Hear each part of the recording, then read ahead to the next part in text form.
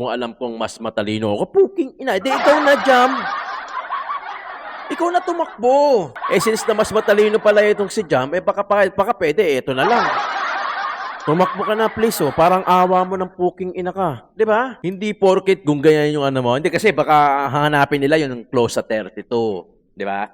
Kasi nga 32 million yung nagpanalo kay BP Inday Sara, 31 yung kay Bongbong, eto 30 million followers. Baka buong akala nito, mananalo ka din. Walang problema, John Vic. Ang iniisip kong problema yung walang may pake. Wala nang pakialam yung tao sa inyo. Mamamahayag na magbigay ng punas sa mga public officials. Pero What's up mga kayon, and welcome back pa rin syempre dito lang sa Joe Malone TV para sa issue ng bayan ating pag-usapan. Hit it! Di kami natatakot sa katotohanan. Isang magandang hapon po sa inyo lahat. Joe Malone TV, issue ng bayan. Feb 21, araw ng Sabado dito sa Pilipinas. Ay! Walang kinakampihan, sumasalamin sa katotohanan. Ituloy lang natin yung talakayan natin kanina dahil 30 minutos na. Ngayon part 2. Hindi puro drama, di rin chismisan. Lahat ng tanong may klarong kasagutan. Kasama ka dito sa diskusyon, boses mo may halaga sa solusyon. Laging alerto, mapagmatsyag, truth ang hanap. Di kami nagtitinag, walang palusot. Walang dayaan, tunay ang serbisyo. Diretsong usapan. Joe Malone TV, issue ng bayan. Oh yeah!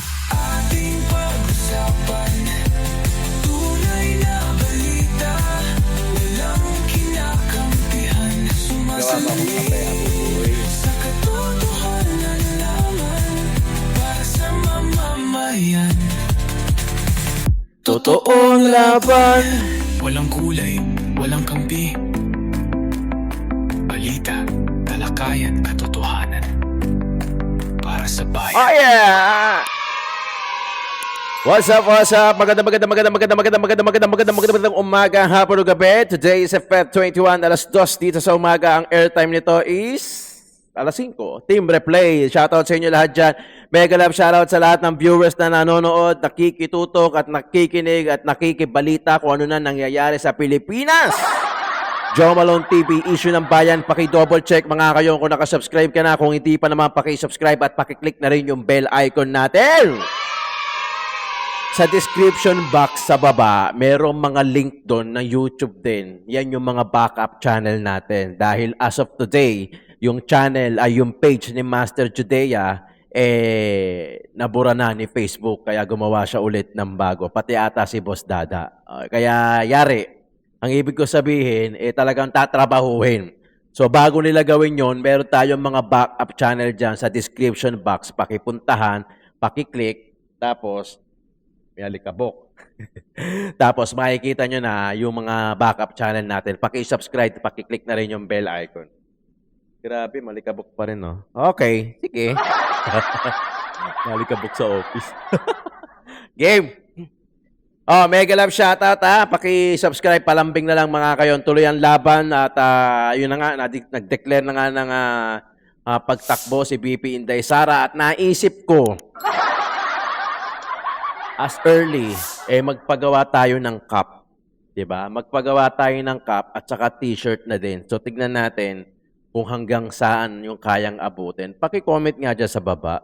If ever na ba napapadalan ko kayo, maglalagay tayo ng mechanics dito kung sino yung mananalo na t-shirt at saka cup ng Duterte. Hindi yung ganito iba to, in-order ko lang to na personalized ni Joe Malone TV, issue ng bayan nating pag-usapan. Ano ba to? Paki-comment nga dyan sa baba, paano ba? Papadala ko ba sa inyo? Through what? Through courier? Through LBC ba? O ano, hindi ko, UPS pa. Hindi pa kasi ako nakapagpadala sa ibang bansa. Paki-comment dyan I'm sure may mga nagpapadala sa inyo mga kamag-anak nyo o mga mahal mo sa buhay. Paki-comment nga dyan sa baba para malaman natin kung paano natin dadalhin dyan sa inyo yung kung sino man yung mananalo doon sa pag-games natin. Okay, tulungan nyo ako dyan mga kayan ha. Paki-comment dyan sa baba. Game! Game na tayo at marami tayong balitaktakan na ayusin dito sa Pilipinas. Diyos ko, santisima. How can I support President kung alam kong mas matalino ako? Puking ina. Di ikaw na, Jam. Ikaw na tumakbo. O yun naman pala di ba naghahanap tayo? Naghahanap tayo ng papalit kay BP Inday Sara. Kasi baka sabihin nila, DDS ka eh. Joe Malone eh. DDS ka, kaya talagang sasabihin mo, si BP Inday Sara ang tatakbo. Okay, sige. Ito na lang. Total, naghahanap din tayo na itatakbo ng papalit kay BP Inday Sara kahit wala naman talaga tayong makikita. Ito na pala, si Jam. Kasi hindi nyo naman gusto si Kiko. Hindi nyo naman gusto si Lenny. Hindi nyo naman gusto si Risa. Mas lalo hindi nyo naman gusto si Rapi o si Bam Aquino. Di ba? Since na mas matalino pala itong si Jam, baka pwede, ito na lang. Tumakbo ka na, please, Parang awa mo ng puking ina ka. Di ba? Tumakbo ka na. Takbo ka na. Takbo ka na. Pati si tatakbo din eh. Si John Vic, tatakbo din daw. Tumakbo na kayo, total magagaling naman kayo. Kayo na ang mauna. Ngayon pa lang, tumakbo na kayo kung saan kayo yung gusto magsimula. Diyos ko naman, may masabi lang talaga sa social media, may maipost lang, sige pa rin, kahit wala nam. Alam nyo naman sa sarili nyo kung ano yung strength, weaknesses, threats, and opportunity nyo, yung SWOT analysis. Alam nyo naman yan. Diba? Pero hindi ko maintindihan kung saan nyo inuhugot yung tigas ng mukha ninyo. Diba? Grabe ko si Jam. Jam. Ito isa malupit. Ito din. Ito ang Vice President ng bansa na nangangarap maging presidente. Putya.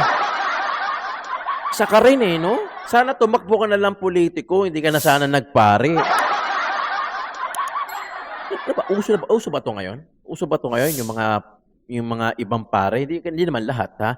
Yung ibang pare, nangingialam sa politika. Sana politics na lang kayo.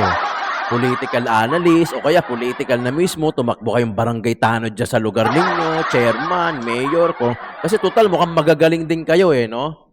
Ang dami magaling ngayon, no? Nakakabilib yung kagalingan na ito, mga to. Ano na ba ang nagawa mo, Father? Bukod sa pagpalo sa Canton Gaming. Diba? Grabe to si Father, Ikaw na. Sige na, takbo na kayo ni Jam. Gusto mo, ikaw presidente, si Jam ang vice mo. Total, mukhang marami kayong alam. Mukhang marami kayong gagawin. O nakikirabing elbows lang kayo sa issue. Kasi ang bigat ni BP Inday Sara, no? Mabanggit nyo lang yan sa topic ninyo, talagang puputaktahin kayo. So, in short, engagement lang din pala yung gusto ninyo. Hindi talaga no? Nakaukit na sa tadhana natin. Did you believe that, mga kayon? Galing Ang galing. Very timely. Itong ginagawa ni BP Inday Sara. Nakaukit sa tadhana, naniniwala ko na siya ang presidente sa 2028. Totoo yan. Nagbigay na siya ngayon. Dapat nga, tutuusin siya Pero binigay pa rin niya kay BBM. Diba? Ano nangyari? Hudol. Pero mas malakas si BP. We all know. Baka nga nagamit pa nga to si BP. Diba? Ito malupit. Itong susunod natin. Ito din. Puking ina. 30 million ang followers ni Senator Rapi Tulfo. Nanalo si BP Inday Sara, 32 million. Nanalo si BBM, 31. Ito, 30. 30 million followers ni Senator Rapi Tulfo maaaring magpanalo sa kanyang bilang Pangulo sa 2028. Saan nyo pinaguhugot yan? Pahugot nga. Puta, mukhang bagab ng pampatigas ng mukha yan. Ang followers ko sa Facebook, 400. 430 ba? Bigyan mo akong pera, gawin kong 1 million yan mamaya. Totoo. Bibili akong followers. 1M ka agad dyan. So it means ba na may bilang na din yung mga followers ko? Siyempre wala! Hindi porket 30 million ka, hindi lahat yan naniniwala sa'yo. Diba? Ayun na pala. Yun, dumating na. Yung order natin. Kape. Naradyo lang natin kanina yan. Di ba? Hindi porket kung ganyan yung ano mo. Hindi kasi baka hanapin nila yung close sa 32. Di ba? Kasi nga 32 million yung nagpanalo kay BP Inday Sara, 31 yung kay Bongbong, eto 30 million followers. Eh baka buong akala nito mananalo ka din. Pucha, wala akong narinig sa'yo sa flood issue. Rapi.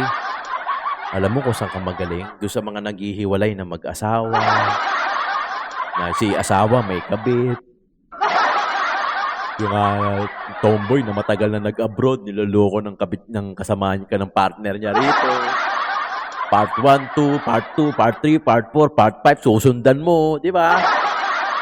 Nahumaling din ako sa iyo noon idol eh. Doon sa mga ganon, minsan nanonood din ako sa iyo eh. Pero hanggang doon lang yun. May mga bagay talaga na dito ka magaling, na pagka sumubo ka sa iba, hindi ka magaling. Doon ka lang magaling. Wala namang problema. Sige, tumakbo tayo. Kahit sinong Poncio Pilato, pwedeng tumakbo, walang problema. Pero putya, wag na kayong mag-aksaya ng panahon. Wag nyo nang hatiin yung video. If I were you, wag na kayong kumalaban. Kumampi na lang kayo sa tunay. Sinasabi ko nga wag kayong maniwala kung magkakaroon pa ng perpektong gobyerno ang Pilipinas. Putya, lalaki na natin. Bulbulin na tayo, puta. Siyempre, alam natin, walang ganun. Wala namang perpektong gobyerno eh. Di ba? Pero at least kahit papano, sana, yung politiko na kahit papano priority yung taong bayan. Hindi yung kapartido niya, hindi yung, hintayin natin kung ano sasabihin ng kung sino patatakbuhin na malakas. Kung alam mong malakas ka sa taong bayan, hindi mo na kailangan pa yung validation ng partido mo. Tumakbo ka, taong bayan ang boboto sa inyo. Risa, di ba? Ihintayin nyo pa. Kung talagang bilib ka sa sarili mo at bilib ka sa taong bayan na iboboto ka, putya, hindi mo na kailangan pang hintayin yung desisyon ng majority nyo. Tatakbo ka. Deklara ka na! Sige na, magkahamunan na tayo. Sige na. Total, nauna na si BP Inday Sara. Papagawa akong damit, mga kayo na. Joe Malone for Sara Duterte. Hintayin nyo, magde-design ako. Ako mismo magka-craft ng design. Tapos pag-games tayo rito. Tapos yung iba, ibenta natin. Di ba? Pagawa tayo. Black na uso ngayon Black saka green. Tingnan natin. Dalawa. Huwag natin alisin yung berde. Pero maglagay pa rin tayo ng black. Dahil mukhang black na kulay ni BP Inday Dahil palagi na siya naka-black. Ito pa isa. May isa pa dito. Yan ang sinasabi ko. Ano naman to? Kumbaga may pamato, may pamanggulo. Understood. Alam ko naman yung mga ganito, may malang yan. May masabi lang, pamanggulo lang. Tatakbo ko para panggulo lang, pang-issue lang. Para matakpan yung flood control. Puting ina nyo. Diba? Panggulo lang yan. Wala naman dyan may katotohanan. Pero syempre, alam mo yun, kung ikaw seryoso ka, totoo to, real talk to. Kung ikaw seryoso ka na ang priority mo, taong bayan, hindi mo na kailangan pang i-consider yung mga yung mga partido mo. Hindi mo na kailangan mag-post ng ganyan. Tumulong ka na ngayon, magtrabaho ka na ngayon. Alamang mahirap. Karamihan nakafocus sa 2028. Sabi ko pa lang, 2027 ang non-bearing. 2026, ito na yung chance nyo. Puta, lahat kayo nasa 2028 na. Magtrabaho muna kayo, may ilang taon pa, 2 taon pa to. Ayaw nyo na rin magtrabaho, mag-focus na tayo sa 2028, premature campaign.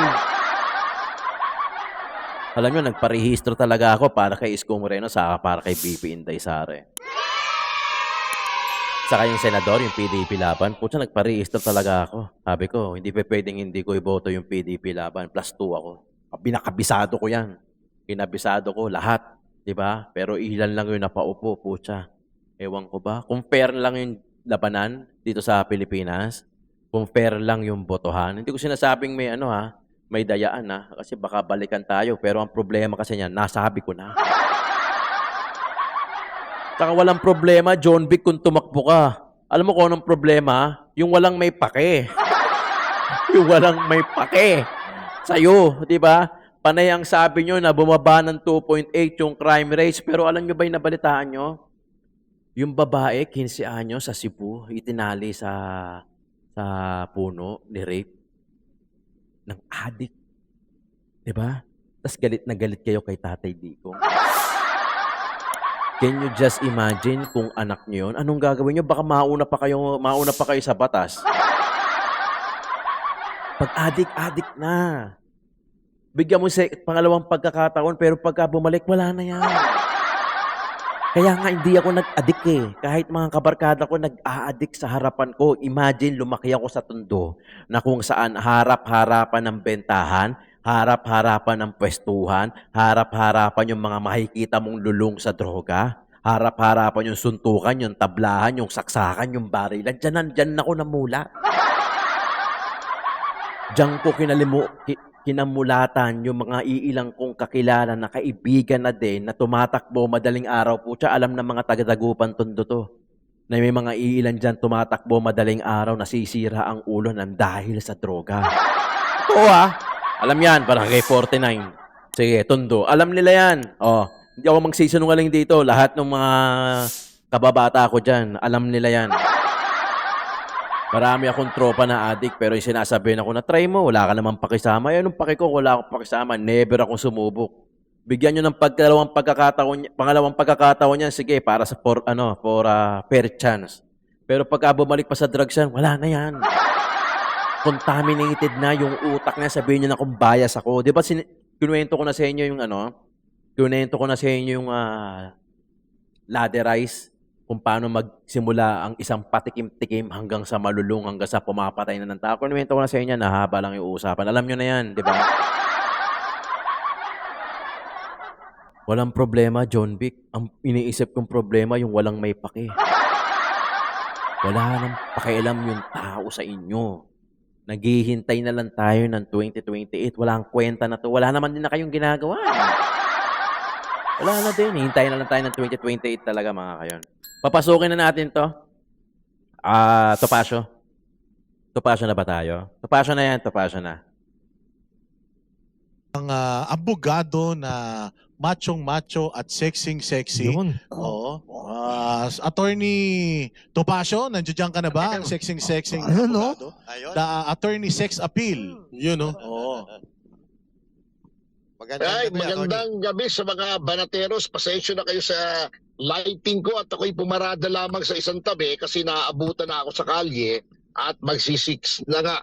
At papasok na tayo at kapag gumagalaw kasi yung sasakyan, baka paputol-putol yung ating signal. Galing po kasi ako sa anniversary ng PDP doon po sa headquarters at medyo naipit po tayo sa traffic. Nako, palagay ko nagsayaw ka na naman dyan. Attorney, dahil nung Christmas party, nakita namin talagang gumigiling ka eh.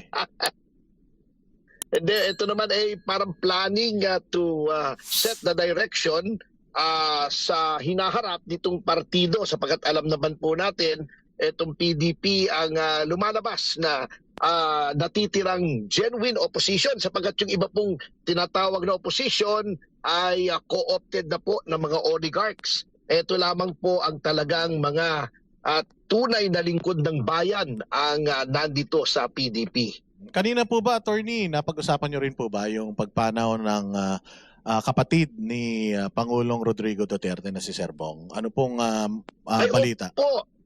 At in fact po ay may mga nagbabalak po na itong Miyerkules na darating ay bumiyahe po sa Davao upang magbigay pugay for the last time kay Councilor Bong Duterte. Ayun, syempre congratulations din. Kasi itong kasama mo na idinimanda ni Risa ay dinismiss ng DOJ yung inyong kaso. Tama ba, Banat Bay? I-congratulate ko naman yung iyong co-accused. Kasama ko si Banat Bay dyan, oo. Na sinasabing libelous daw kami. At kaya kami dinimanda. At alam niyo po, natatawa nga ako sa kahipokrituhan nitong si Risa Ontiveros sapagkat alam niyo po nung 2022 naghain po ng isang panukalang batas si Risa Ontiveros to decriminalize libel and cyber libel. At sinasabi niya po ay ginagamit daw yan 2 batas na yan upang sikilin ang mga mamamahayag na magbigay ng puna sa mga public officials. Pero nung siya ang pinuna, ginamit niya yung batas na yan para sikilin yung aming freedom of expression. So kita nyo, ganyang klaseng tao yang si Rizzo Ontiveros. Banat. Basag Attorney, ka na meron naman, lang ha? akong tanong dun sa kaso na na-dismiss. 'Di ba doon malinaw na hindi napatunayan ni Ontiveros na may actual malice. Ibig sabihin tayo po ay wala tayong malice na mali yung testimony ni Rene o si Yes, Rene. alias Rene. Opo. Maaari ba nating sabihin na hindi napatunayan ni Ontiveros na mali itong si Mauricio? Maurilio ba? Mauricio. Bali Maurilio. po, Murillo. Mm. Ang napatunayan po roon, kaya hindi po hinain yung kaso ay walang actual malice sapagkat yun pong mga komento po natin na si Rizzo Ontiveros ay nagpa-fabricate ng testimony o nanunuhol ng witness ay may basihan sapagkat bukod po roon sa mismong video testimony ni Murillo, yun pong dun sa Farmally. Yun din pong isang witness doon na sinabing sinuhulan siya ng staff ni Ontiveros ay nag-execute din ng isang sinumpaang salaysay sa harap ng notaryo na nagsasabi rin po, inuulit yung sinabi niya sa video na nanuhol po yung mga staff ni Senator Ontiveros sa kanya. Binigyan siyang various amounts at binigyan siya ng e-bike, etc. So, kaya sabi po ng DOJ, hindi po malicious kasi may basihan. At nagkomento lamang po tayo on the basis of what these people said publicly and on video and in their sworn statements. So tama po na hindi niya napatunayan na Mali. yung ating sinabi ay may actual malice. Maaari din po bang, Opo, kunwari, ngayon po, di ba, tumuloy po yung kay Rene doon sa... Opo, kumuloy, yung cyber libel. Opo. Opo. Kaya nagtataka ako kung sa tayo ay walang malice, dapat wala ring malice yung kay Rene kasi sinasabi lang naman niya based on his own experience na siya ay tinuhulan, kinausap, etc. He was made to fabricate evidence. Bakit yun ay cyber libel? Samantalang yung sa atin ay hindi. Okay lang ba na kasuhan itong si alias Rene ng DOJ na kahit walang nagsasampa ng demanda sa kanya or nag-i-initiate ng demanda sa kanya? Ang pag-alam ko po, although hindi po ako party dun sa kaso, ay si Rizzo Ontiveros din po ang nagsampa ng libel at cyber libel sa kanya.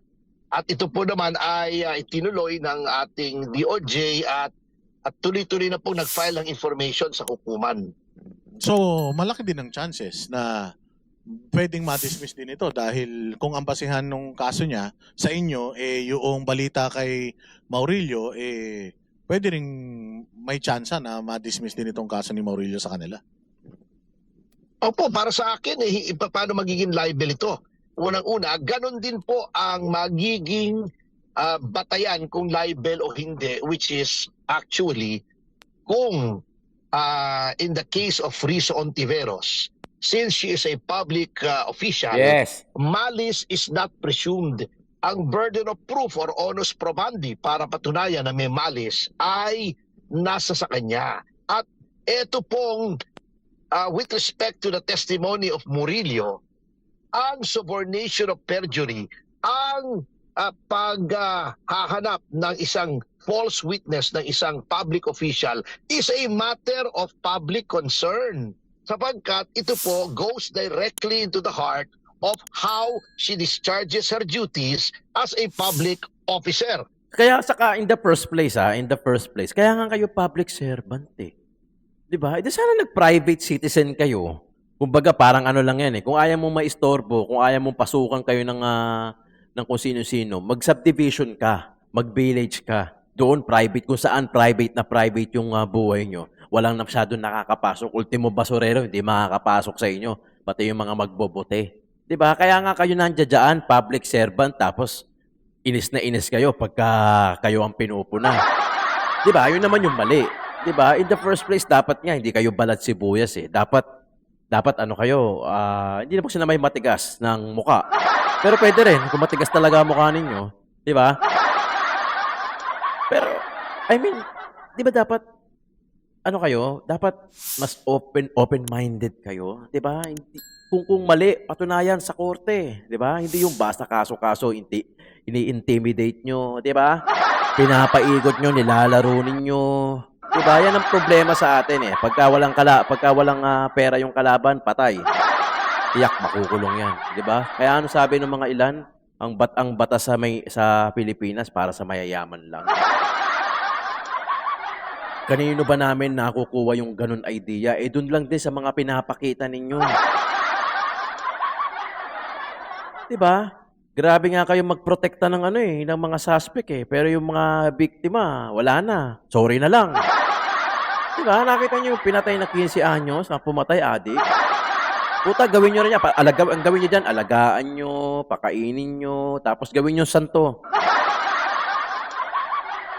'Di ba? Mukhang kasanto-santo eh. Nakapatay, 15 anyos, adik, lulong, wala na yan. Wala na yan. Ano sasabihin nyo? Ang tindi mo naman, Joe Malo. Bigyan natin ng pangkalawang pagkakataon. Puta, hindi na. Walang ganun. Walang ganun. Totoo lang, walang ganun. Yung pagiging addict noon, nag-ugat yan sa choice niya. Mayroon siyang choice noon na hindi maging addict at versus doon sa magiging addict. May choice ka na bago ka tumikim versus doon sa hindi ka titikim. Just like what I did nung kabataan ko. Harap-harapan yung mga tropa ko. Try ka na. Wala ka naman pakisama. Alam nyo yung ganon? Yung susumbatan ka na, wala ka naman pakisama. Huwag ka na sasama sa amin bukas, hindi ka na namin tropa. Puta, hindi ako nagpadaig dun. Tropa ko, adik ko. Di, wag. Di ba?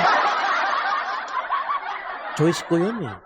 Nasa choice ng tao. Imagine kung kumagat ako nun, ay naku, baka mawalan ako ng tropa. Ang hina ko nila lang, kailangan tropa ko to. Sige, try natin yan. Hanggang sa tikim-tikim. Eh, syempre, pag tumikim ka na, hindi mo na malalaman kung makokontrol mo pa. Ay, dalawa lang yon. Makontrol mo yung sa patikim, galing sa patikim-tikim o yung hindi mo na makontrol hanggang sa maging drug dependent ka na dahil hindi ka na. Choice ng tao yun. Choice ng tao yun. Kaya choice mo maging addict. Kaya huwag nyo sasabihin na, ay hindi. Naku, kawawa naman. Bigyan natin ng pangalawang pagkakataon. Okay, fine. Bigyan ng pangalawang pagkakataon. Pero pag hindi nagbago, wala na yan. Puta, kaysa naman mambiktima pa yan, makaperwisyo pa yan ng komunidad, maging sakit pa ng ulo, maging most wanted pa yan. Puta, ano ba ang gusto nyo sa Pilipinas? Alagaan natin lahat yan. Di ba? Sobrang maka-human rights eh. Pero sa biktima, wala masyadong human rights. Sorry na lang. Napatay na. Anong gagawin natin? Addict eh. Ito, bigyan natin ng pangalawang pagkakataon. Addict eh. Di ba? Putang tindi nyo naman. Di ba? Sawang-sawa na yung tao dyan. Ano sabi ni BP Inday Sara Duterte? Ibalik natin ang tapang at malasakit. Hindi pwedeng palaging pagmamalasakitan lang. Hindi pwedeng laging puro awa lang. Hindi na uubra yan. Panis na yan. Alam na yan ng mga parang lang yan eh. Yung mga menor de edad na nagrarayot, na sumasaksak, batang-bata pa lang. Alam kasi nila hindi sila makukulong. Kaya ang tendency, sige na lang ang gagawin nila. Same goes, same logic applies sa mga matatanda na ay, Diyos ko, ano lang yan. Bayaran mo lang yan, aregluhin mo lang yung pamilya niyan, okay na yan. Kasi walang batas. May batas man para sa mga mayayaman lang. Yun yung masakit na part. Pero pagka mahirap ka, parang wala ka na magagawa. Umpisa pa lang yung laban, parang talo ka na. Ganyan yung nangyari, di ba? Ganyan yung nangyari doon sa 15 anyos. Wala eh, di ba? Tapos, takot na takot kayo kasi si BP Inday Sara, nag-ano na kayo eh. Nataranta na eh.